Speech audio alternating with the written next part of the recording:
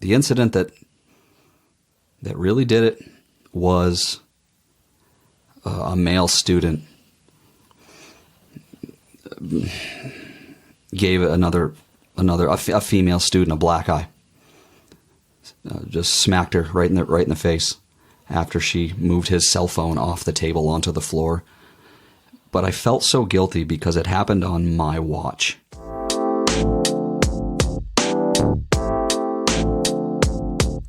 This is Diary of a Nation. I'm your host, Christina Zlotnick. My podcast explores the human experience. The New Hampshire high school teacher I interviewed did something quite rare in his profession. He quit during the school year, just a few months ago, after 17 years in the classroom. His story is one experience, but I imagine his challenges mirror what any number of other teachers face today. Thanks for agreeing to talk to me.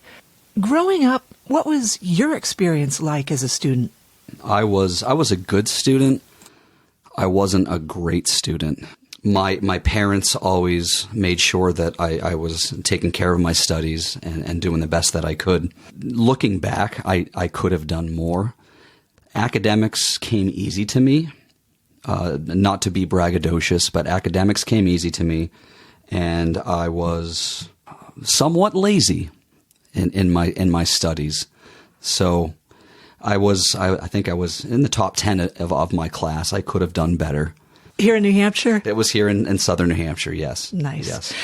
Kids across generations are peppered with that same question. What do you want to be when you grow up, and what did you aspire to be? And that's one of the things that maybe made my academics not as high as they could have been. I wasn't sure. Nothing clicked to me until maybe my junior year of high school where science clicked. What I wanted to be was a baseball player. Then I realized, okay. Who'd you like? J.T. Snow, Jack Thomas Snow. Who did he play for? He played for the Angels, and my dad went to a Red Sox game at Fenway and got his autograph, number 6. And so my dad was so excited when he came back. I got a major leaguer's autograph. That's what I wanted to be. I was a good baseball player, and I played for my high school for 4 years.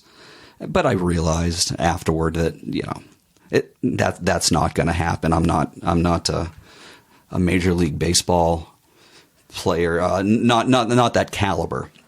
Why did you become a teacher? I became a teacher. You know what? I fell into it. I majored in biology in college. And I wanted to be a lab rat. I wanted to be a research person. And after college, I went home, lived with my parents for just a little bit. And during the winter, after I graduated, there was a teacher that had to leave, and I was a long-term sub. So when I say I fell into it, I really did. I taught environmental science and topics that I was familiar with, but I wasn't well versed in them. And I said, you know what, this is okay. I'm making a little bit of money as a substitute teacher. I want to go to Boston to be a research student or work at a hospital. And that didn't happen. So it worked out for me that I was able to be a long-term sub at the high school that I graduated from. And that was interesting, calling my now colleagues by their first name when I wanted to call them Mr. or Mrs. or whomever. And they welcomed me with open arms. And it worked out that there was a need in science, and there still is in the state of New Hampshire. Science teachers are hard to come by. You're a unicorn. You were a unicorn of sorts. Well, I'd like to think of myself as a jack of all trades, master of none. I've taught biology, chemistry, forensic science is one of the things that I've taught at the high school and post-secondary level. I've taught at universities here in southern New Hampshire, forensics. And the fact that I'm an empath, that the fact that I think of other people, it just clicked for me that, this is something that I can do. You eventually got your master's degree too. I did. This was after I left the first school that I worked at. I ended up getting my master's degree in education administration, thinking that I wanted to become a principal. With what I think my leadership skills are, I went to a military school. Where was that? This was at Norwich University Yes. in Vermont.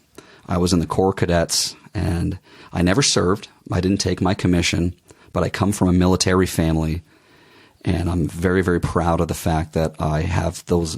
I was able to lead cadets that are still currently serving as senior officers in the United States military. In those early years of your career, what was a typical day like? And again, my wife's, I want to mention my wife. She's a teacher. She has been teaching just as long as I have before I left this past fall. It would be 10, 11 hours. I would be one step ahead of the students. Again, starting as a long-term sub, I had the book, I had the chapter, and it was, okay, this is the lesson that we're supposed to see, or we're supposed to teach. This is the curriculum. And so I would make sure I would write my lessons, my lesson plans, so that I sounded like I knew what I was talking about. As the years went on, I knew what I was talking about. By this most recent school year, how had teaching changed? By this most recent school year, I feel like there were so many initiatives and directives being aimed at teachers, and it was so hard to keep up with everything. What do you mean exactly? A year ago, 2 years ago, we had to write a paragraph at report card time at the end of every quarter, narrative about each student. And that was initiated from upper management, from the school district, and things that we just didn't have to do before. More work. It was more work. It was more work. And I didn't mind the work, but it was just more time taken away from my family, which is one of the reasons why I made the decision that I made. What supports did you feel were lacking? Administration did, via email and whatnot, mention that they would support us, and they tried as best they could, but there was so much coming in from higher up that there just wasn't time to get us teachers together, having common planning time, and anything like that. We just weren't able to be at our most efficient. How did those metrics by which administrators evaluated your job performance change over time? So here's one that I wanted to write down. SMART goals. Specific, measurable, achievable, relevant, time-bound is what SMART stands for. The metrics by which they measured us was under the Danielson framework. What's that? I don't remember her first name, but it's one of the metrics by which most school districts measure the effectiveness of their teachers. There are 4 different domains in which we must cooperate and show proficiency. Emily Danielson, that's her name. So what are those 4 roughly in lay terms? Providing lesson plans, planning. The second one is about classroom management. The third one, and wow, as I think about it again, making sure you communicate with your stakeholders. And the fourth one is parents, people like that. Absolutely, parents, students, and being an effective part of the school community. For example, when I started teaching, I decided to be a class advisor. Why not? It brought me closer to my students, and I took a leadership role in that regard. I know our society expects schools to help solve an array of social problems. Things like lack of basic needs, students who don't have enough to eat, enough clothing, school supplies, childcare issues that parents have, bullying issues, substance misuse on the part of the student, mental health challenges. How did all these problems change over the years, and how did those types of issues impact you as a teacher? So I think as our society has changed over the years, we've noticed more these basic needs that students have. At the most recent school I was at, the school counseling department would have crackers in the cabinet because we knew that students didn't have some students didn't have that basic need of food. And how can you deny a human being, And how can you learn when you're hungry? Exactly. When you're tired, when you're hungry, how can you learn? So we made a conscious effort to provide for those needs. My biggest issue, I guess, is the rise of social media. The fact that when you ask me how these problems have changed over the years, I was researching before I spoke with you this evening. TikTok challenges. Like Coca-Cola and Mentos and all that stuff they do. This is dance challenges. This is even worse. And you can Tide Pods. You can exactly. You can Google this. TikTok 2022 challenges for January. Jab a breast. February. Mess up school signs. I didn't know that kind of stuff. There were and I have kids who just got out of high school. March, mess up the calf. The calf. Or What's the calf? Or the cafeteria or the quad. There was this challenge that occurred, this TikTok challenge that occurred in the fall of the previous year, of last year before I left, and it was mess up the bathroom, steal something from school. Steal something from school. And the students, not all of them, because 95% of them are amazing people, but there were some students that got behind this social media challenge, and we had issues with the facilities at school.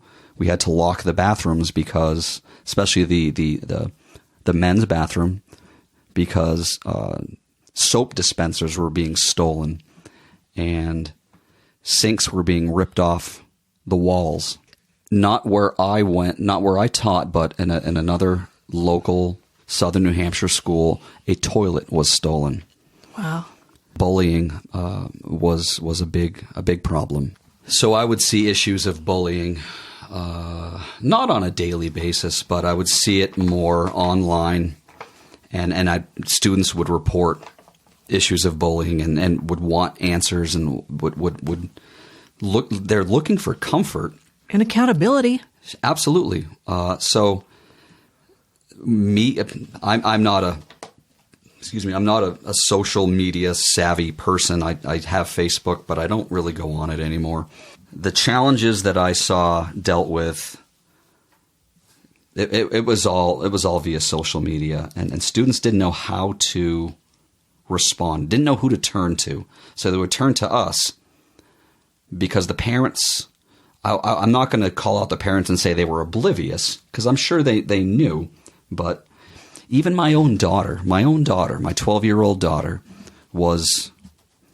she bullied somebody. She was told to say something on social media, and she did via peer pressure. And we had that discussion with her. But at the high school level where I taught, it was rampant, and we still don't have a way to deal with that issue. Why not? It's been going on forever. I don't know that we have the capacity to handle all of the new media outlets that the students have access But to. even back in the day, it's been going on forever before and it's social media. You're right. Parents are very frustrated about that, among other things. And I know it's not all on you. We can't ask teachers to do it all. We all have a hand. We all have a responsibility. And I appreciate that. There were times where I didn't know what to do. I would talk to a student in private.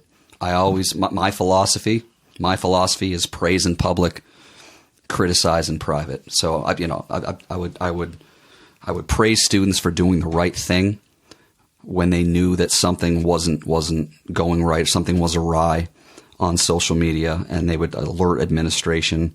But I don't think we have a framework in place to deal with these issues that arise from social media that happen at a school on a day-to-day basis.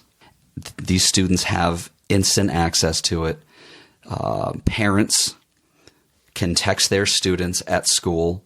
And I can tell you, having left teaching in the last several months, I have been guilty of texting my older daughter, my 15-year-old, just to see if she's okay, what she's doing. But when I was teaching, that's the last thing we want is we want these students to be engaged. And not distracted. And not distracted. Absolutely. So there's that influence that really, really hampers our ability to deliver the curriculum at the level that we would like to deliver. Do you have any stories that can illustrate some of these other issues, like the lack of basic needs, substance misuse issues, mental health challenges? It's sad. I did some research, and I know that the United States, the number of students, the number of children below 18, we have the highest number, the highest percentage of students in the world that come from a single home. Single parent home. Single parent home. I don't want to say a broken home, but a single parent home. And I think that does have a big role to play.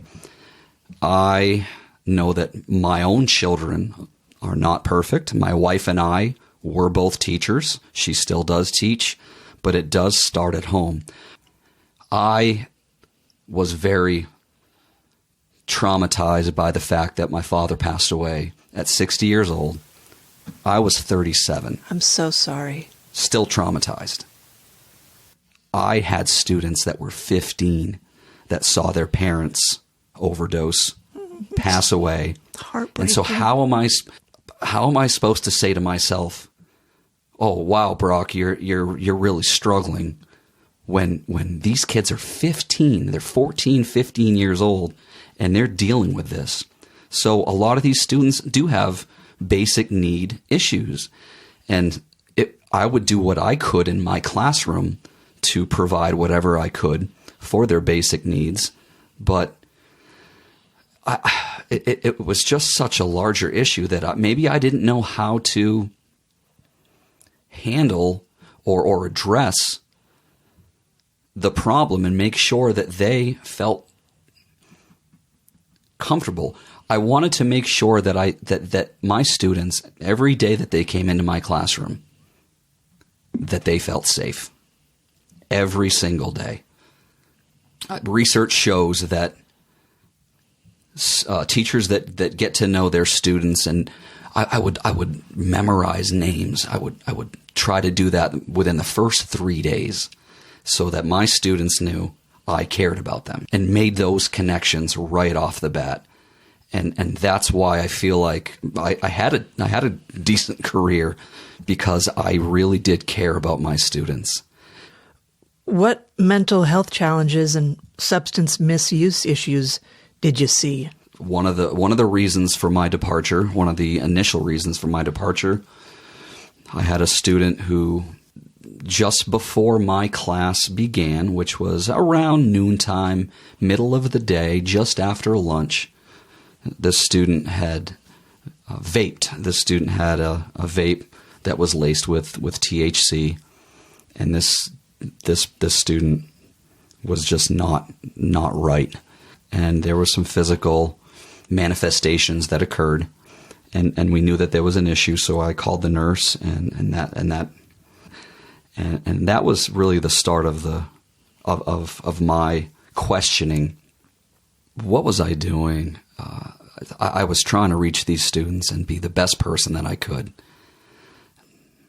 The incident that really did it was a male student gave a female student a black eye. Just smacked her right in the face after she moved his cell phone off the table onto the floor. But I felt so guilty because it happened on my watch. And that's where I knew I needed to be. I just needed to. I questioned. I questioned where I was. And I wanted to be there for the students as I would every day. But I knew that a change needed to be made. Isn't it so overwhelming when you realize you can't fix all of life's problems? Absolutely. And that's where I struggle as an empath, as a person who loves other people. I've always prided myself on that ability that I could put myself in someone else's shoes, and I want to fix their problems.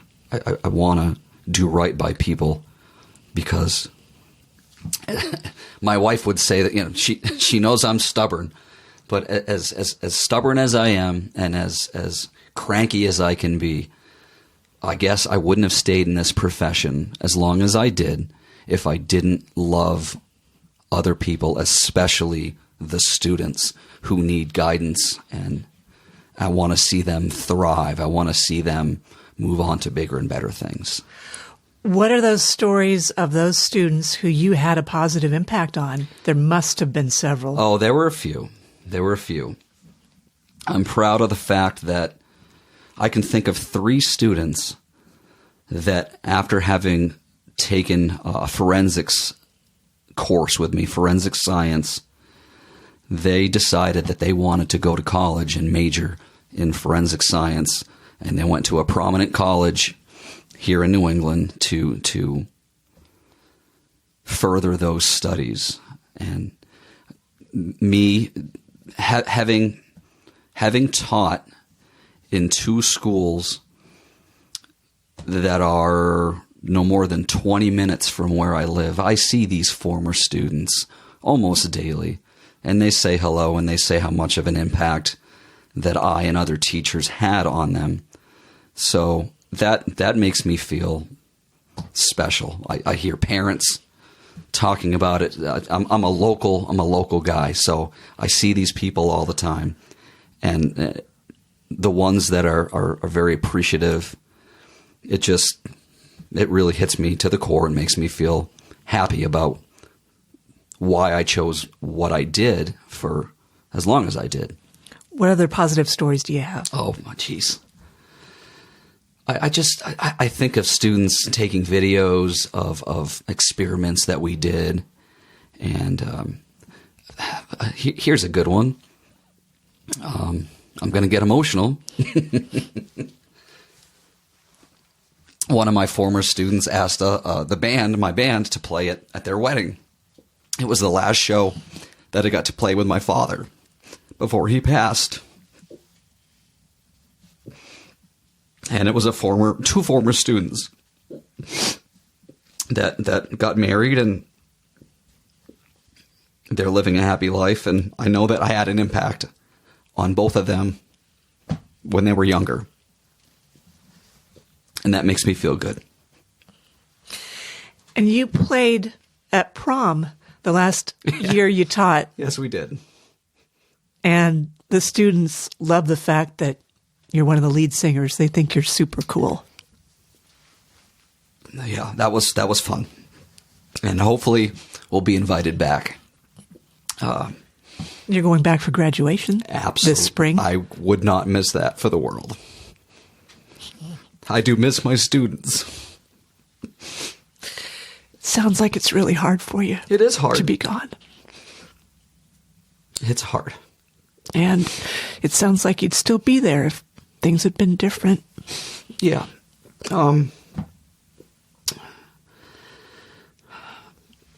Just a little bit more about myself. I knew that I had to be a better person. And the stress from the job was affecting my lifestyle at home. I would come home and just snap at my daughters.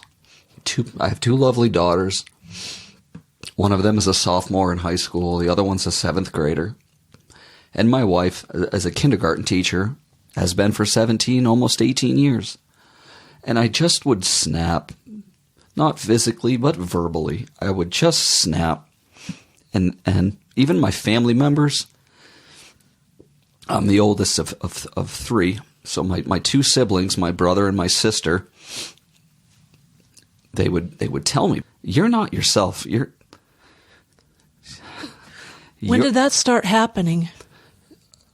It started happening within the last year and a half. I wasn't happy 2.5 years ago, but I stuck it out. But when my family told me that I was not being the person that I thought I was, then I knew that something needed to change. So what I've told people in terms of me leaving teaching, I was a less than stellar husband. I was a less than stellar father. And that's not me. I needed to be better. And you can hear my voice cracking.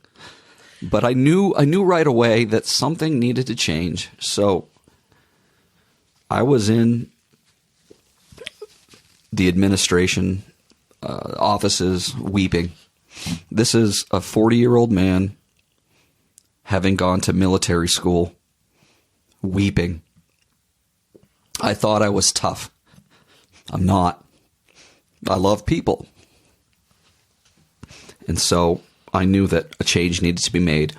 And luckily for me, my school district did support me in that regard. You sound like a really decent man who is self-aware and wanted to do right by the school and by your family. Thank you. So, out of respect to the school, to my students, to my family, I stayed longer than I needed to. They asked me if I could stay another month so they could get another teacher or find a replacement, get a plan, and I did that, even though I knew that this was it for me. But I'm proud of the fact that I did that, and I hope that the school district, the students, my colleagues, the administration knew that I did that out of respect for them. One of the things I would always tell my students is I value respect. I don't command it. I don't demand it. I value respect. And if they know that, then I've got their respect, and they know that I had theirs. My two best friends were teachers, and they said it's almost unheard of for a teacher to leave during the school year. Yes. So I knew something Yes. major was happening in your life. I'm not sure what I'm allowed to say here, but one of my former students asked me, "Are you still teaching at the school that I was at?" I said, "No, I'm done." "Wow, they must have pissed you off." And I had just had enough. I had seen fights. I had broken up fights. I had seen substance abuse in my classroom. I had seen physical assault in my classroom under my watch. That's not what my classroom is supposed to be about. And I thought I was one of the good ones. That was my hardest conversation that I had. And I'm going to get emotional again. I was asked last spring to teach AP chemistry, which I was so excited about. My undergrad degree is in biology, but if I had to do it again, and I would tell all my students this, if I did it all over again, I would major in chemistry. I love chemistry. I actually still teach it at a local university 2 nights a week here in southern New Hampshire. So that morning when I told my AP chemistry students that I was leaving, and I knew the date, having spoken with administration, I knew the date, and I had the cream of the crop. I had 12, 13 students that were the best and brightest that school had to offer. And it was just silent as I was sitting there weeping in front of them, because I do, like you said before, I am an honest person, and I'm real with my students, and I want them to see that we're humans too. I remember when I was a student, my teachers, what do they do after work? Well, your teacher cares about you and plays in a band, has a family, makes dinner, but I'm human. And that was hard to reveal my human self to them, but I felt like I had to do that so that they knew where I was coming from. I felt, and I still feel, that I abandoned them. That's just the way I feel, but they were so supportive, knowing that I needed to be a better person, and I can't wait to see them on graduation. One of your fellow teachers told me that the kids absolutely loved your loud and bright and sometimes explosive demonstrations in the classroom. And she said you were regarded as one of the top 5 teachers at that school. You apparently knew exactly how to engage students and how to make chemistry interesting to them. Plus, you're the kind of teacher that's hard to replace. And it really seems like the profession lost one of the good ones when you left. That's nice of my colleague to say. I think it's my empathetic nature. And again, the fact that I truly, truly care about every student. I want them to succeed. I would tell my students, hey, if you go out there, you go to college, you go to the military, you go to the workforce, you go out there, you make more money than I did, I've done my job. It's still hard, but I don't have any regrets. My wife was so supportive of me leaving the education world, and she's still in it, and she's still dealing with the same hurdles that we've discussed on many levels, and we're just going to move forward. And I'm just glad that I'm a better person. My family needed to know that I was there for them, and I had to do what's right. What was your favorite lab experiment to demonstrate? Blowing up sodium, for sure. Blowing up sodium. There are many, many videos from a couple different schools in which I taught of Mr. Lambert blowing up sodium, taking a huge chunk, probably larger than normal, and throwing it in a bucket of water and running like mad. Just so they could see how reactive a pure alkali metal like sodium is. I didn't have any potassium or any other more reactive alkali metals, but the sodium experiment was always, always fun. One alarming change since I've been in school is now the threat of school shootings. I grew up in Oklahoma. We had fire drills, we had tornado drills, but never in my worst nightmare did I ever imagine the threat of a school shooting. And that's just sheer terror on a whole other level. What are your thoughts? So, with regard to school shootings, as you just mentioned, unfortunately, they've increased, and there have been reforms put in place at schools where we have to change our thinking. So we have this new procedure now. One of the trainings that the teachers at my most recent school that we went through was called ALICE training. It stands for alert, lock down, inform, counter, and evacuate. For most of my career, for years and years, we would just we would practice lockdown procedures in case of a school shooting, and we'd shut the lights off and lock the door, and sit away from the door, where we would just sort of be sitting ducks. And now that has changed, so that if we know something's going to happen in the school, get out, go, get out, fight, get out. And that method, that protocol, so to speak, I'm much happier with. I've always felt safe at school. Maybe it's because I'm in a remote corner of southern New Hampshire. I've always felt safe at school. We are one of the safest states in the nation. We are.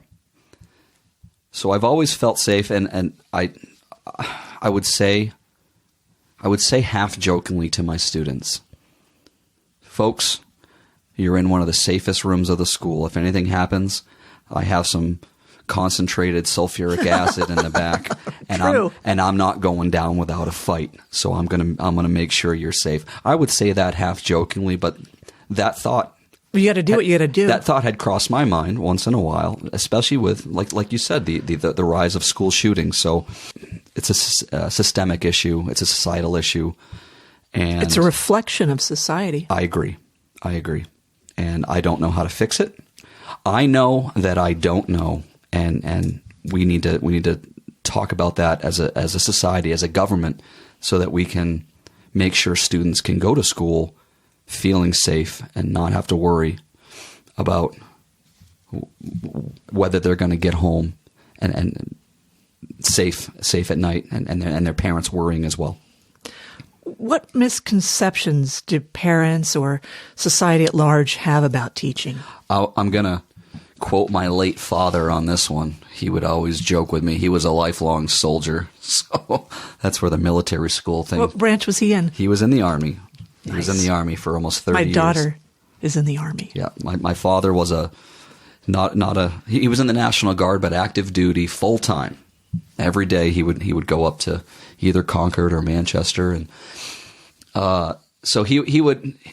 I would come home. I would see my parents daily. I would check on them because I live very, very close to where my mom still lives, and he would say, "Oh, you're out of work already? Your 7-hour day's over?" I think the misconception is that we don't work as much as we do. And you have summers off. And we have summers off, when in fact... And you're overpaid. Exactly. When in fact... What else? When in fact, we're not overpaid. We're underpaid. And that's one of the things that I think should be taken into consideration as we move forward with education reform.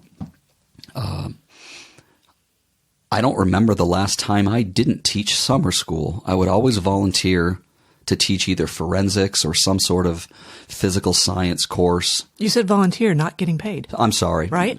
I did get paid. But still, but there were... Your point is you were working in the summer. I was. Always. Always. I think that teaching can be a thankless job. There are misconceptions regarding what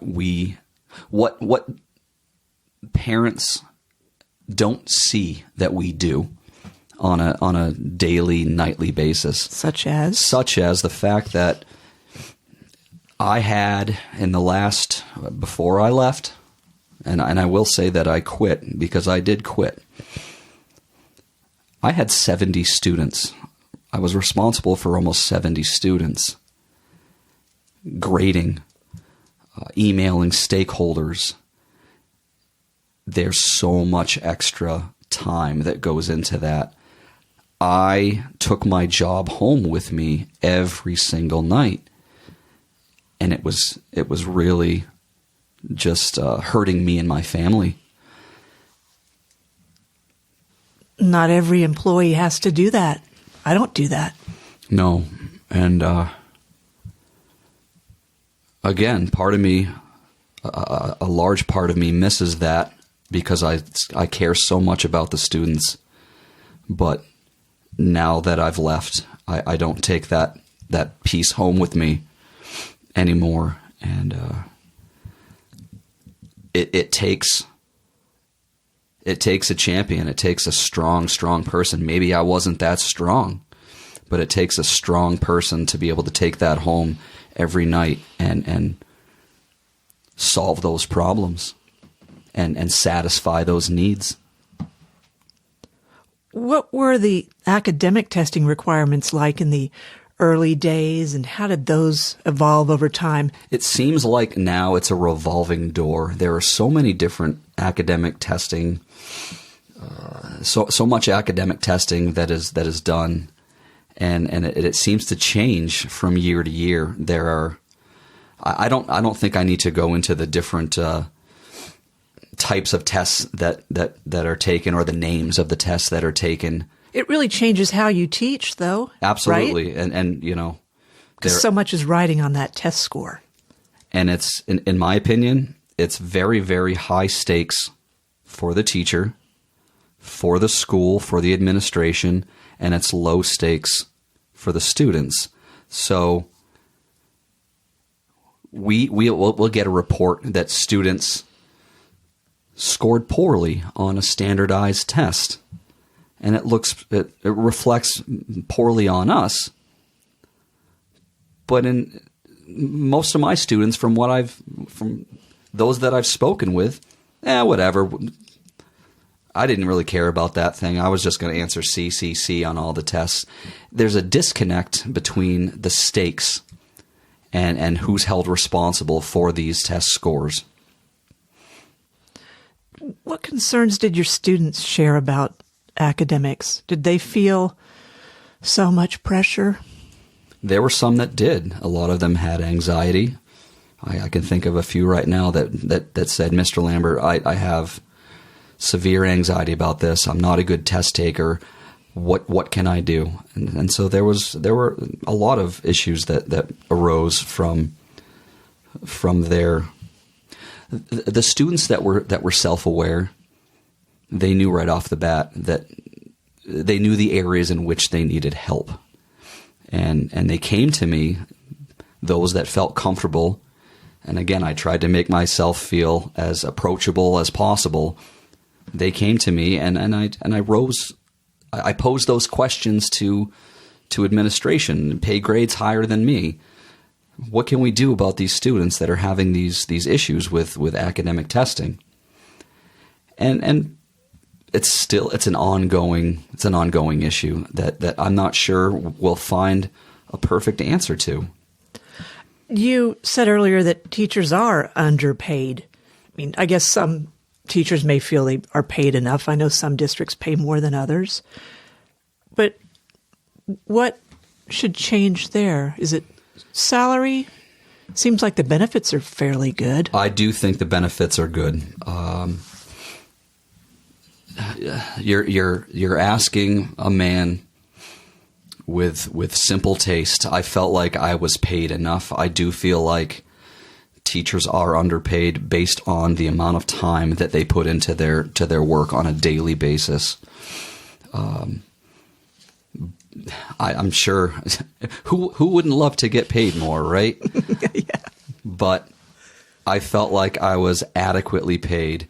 We do have our summers off. Those that don't decide to teach physical science or forensic science in the summer, my wife would do every year. She does a kickstart sort of thing with her kindergartners that need a little extra boost before they advance to first grade or second grade. So I feel like as a whole, education could improve.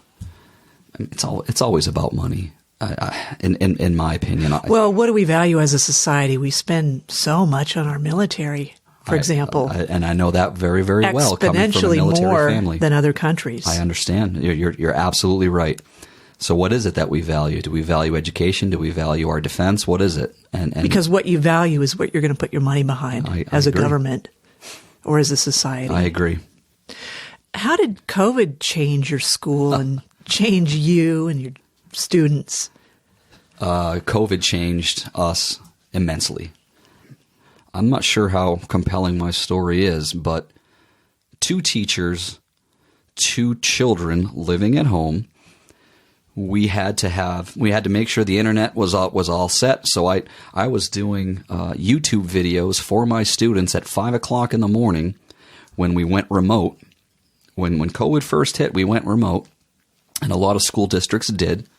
So I was making YouTube videos in chemistry. I was trying to teach chemistry at 5 o'clock in the morning from my little corner in the living room with a little whiteboard, a little magnetic whiteboard that I purchased, and I published those videos, and I would throw those on Google Classroom, and the students were supposed to learn from my YouTube lecture. My wife was doing the same thing with her kindergartners in the other room. My 2 daughters were trying to learn in 2 other rooms. It was a juggling act. We had to figure out who was going to be talking and in which room we were going to be doing this. And you didn't even have all your chemicals and stuff. I didn't have any of that. Couldn't do So that. I had to pull resources from online. And so that was huge. That was a big, I don't want to say it was a downward spiral, but it was a turning point. And it was like you had 2 lesson plans in a way. Yes, no question. And you had to create brand new ones. Correct. We hadn't dealt with this before. You're absolutely right. And I was not afraid to get my face on YouTube. My channel's still up. It can be researched. It can be found. I have plenty of videos from my physical science and my honors chemistry classes that I remember when we went remote in March of, what was it, 2020? 2020. So that was just very, very tricky. And it added to the stress without a doubt. The school I worked at most recently had cohorts. So when we finally did get back to school, not every student was able to go back. We served several towns, and half of the students would be at school one day or 1 week. They would go for a week at a time, and the other week, the other half of the students would go. That's extra work because we had to figure out how we were going to engage these students. And think about, as a science teacher, where we're supposed to do hands-on activities, we couldn't do those. Setting up a chemistry lab is totally different. And a lot of people didn't take that into consideration. So that was so much extra work. So I can imagine there's a lot of learning loss with a subject like yours. And then also, from what I've read, those very young students, like the ones your wife is teaching, huge education loss. Yes. And then the parents at home, if they're both working and they've got kids in kindergarten, 1st grade, that really requires hands-on learning at home. They don't even know how to navigate the computer. Right. And one of the things that, again, to talk about why I made the decision to leave, I felt like these students, they were being parented, and not at the fault of their parents, but they were being parented by TikTok, by social media. They were home during this remote period while their parents had to work. They had to provide for their families. Unsupervised sometimes. Unsupervised. And so they were being led or guided by misguided social media, in my opinion. A survey released last month by the NEA, the National Education Association, found 55% of educators are thinking about leaving the profession earlier than they had planned. And that's a big jump from 37% in August of last year. It's true for educators regardless of the age or years spent teaching. So you're not the only one out there. I have stories. It's a crisis. It is a crisis, and it's something that needs to be addressed.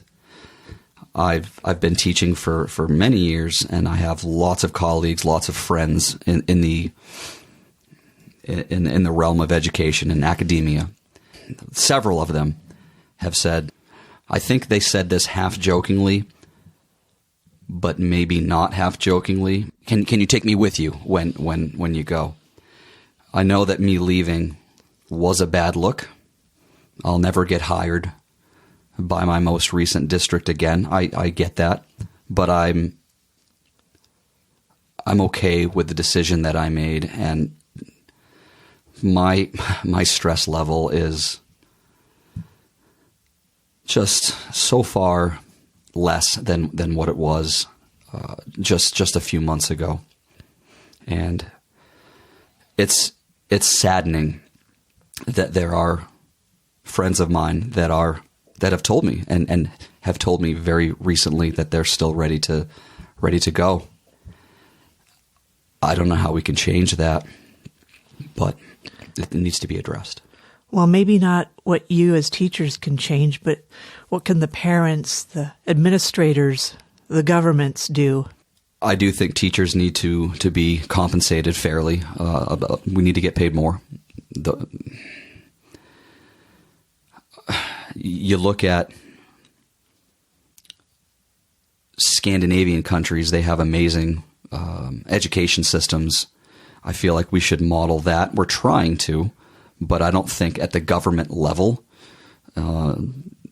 as powerful as we are as a country, in terms of education, we're not up there. I don't have the numbers in front of me, but I know that we're not up there in terms of Finland.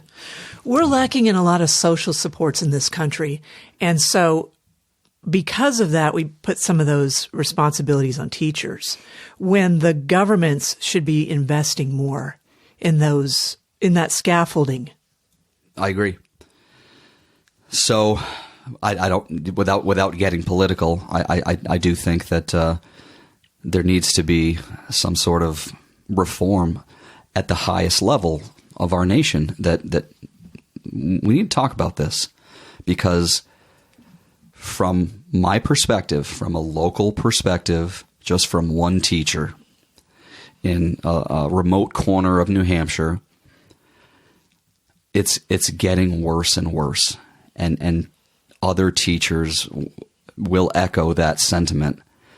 I can't pinpoint why, but it's getting worse and worse. It's not that the students are getting worse and worse. You heard me break down several times. Still do love my students, but it's getting worse and worse on a systemic level, and we need to fix it. And I wish I had the answer. I just don't. Your parting message on your last day to your students was to tell them to always be kind to one another. If you could go back to school and teach under the best scenario, what would that look like as a teacher, and what would that look like for the students? So I remember that day vividly. Again, I was weeping, a 40-year-old man weeping. I feel like we're missing, as a society, we're missing that sympathy, that empathy. We're missing that sense of kindness. We're missing that connection to the human being sitting right across the table from me. And I don't know why I got it from my parents, but I did. And I'm thankful every day that I have that human connection, and I truly care about people.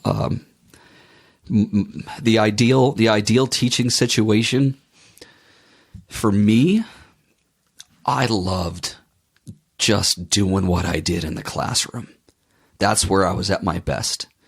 Not in writing paragraphs about students or responding to an angry email from a parent. When I had that connection with my students on a day-to-day basis, that's what I loved. It was the other aspects about teaching, all the initiatives and the directives that I just, I guess I ended up getting jaded, but that one-on-one connection, we as teachers talked about this all the time. A student, let's hope they get 8 hours of sleep at night. They spend 8 hours at home. They spend 8 hours a day at school. We are with them just as much as their parents are on a daily basis. So we need to be those leaders. We need to be those caretakers for them. And that's what I always try to do with my students. For better or for worse, I know that connections were made. And I'm very, very grateful in what I was able to do over the last 17 years. But again, no regrets. Maybe just a few. I think we've already explored those, right? Yeah. You know what? You're brave. Thank you. I was told that by a few colleagues, and I didn't feel brave at the time. Brave is hard, and brave hurts. It can be painful. It still is. But on the other side, it can be so beautiful. And too. Here's to the future. Looking forward to the time that I have with my family and the new job that I'm so appreciative of and love very much. Anything else you want to add? Like I told my students on the last day, please be kind to one another. The world needs more of that, especially now with what's going on. And take a step back. Try to put yourself in someone else's shoes and think about what their struggles are, what they're going through, and apply that and try to help other people so that we can take steps forward in this crazy world. But thank you so much for your time.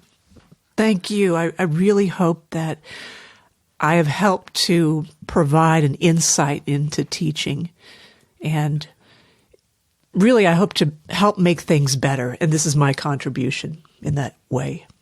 I appreciate it, and thank you for letting me share my story.